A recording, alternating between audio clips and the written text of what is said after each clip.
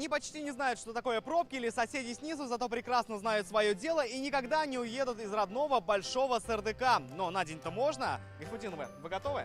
Всегда готов — это про каждого Гайфудинова. Пример родители. Расул и Сюмбель верующие и детей считают дарами Всевышнего.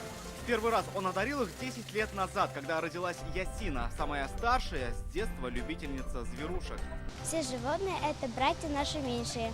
Братья наши меньшие — живой пример того, что жить долго и счастливо можно только в семье. Все как у людей. В 9-м году у них родился Абдурахман. Через 4 года Мустафа. И так год от года семья Гайфудиновых только росла. А сейчас в будни и праздники вместе с родителями 2 дочки и 3 сына. У меня что, 5 будет? Даже не думала. Я счастлива сейчас. У меня 5 детей, муж хороший у меня. У нас все есть, мы счастливы. Абдурахман, Мустафа, вы поедете с папой, а вы со мной. Дочки налево, сыновья направо и все на высоту птичьего полета, откуда то еще зрелище открывается и на Казань, и на бассейны. Купаться разрешается.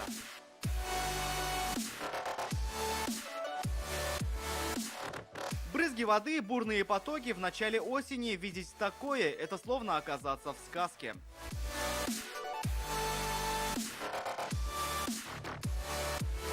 Впереди обед, но оценит ли семья, на чьем столе обычно свое, ресторанные блюда? Вот у них и спросим. Очень-очень вкусно. Дома свое хозяйство, поэтому на столе Гайфудиновых всегда только натурпродукт. Яйца, молоко и мясо – все прямиком из большого СРДК. Его красоту Гайфудиновы обещают сохранять на долгую память большой семье.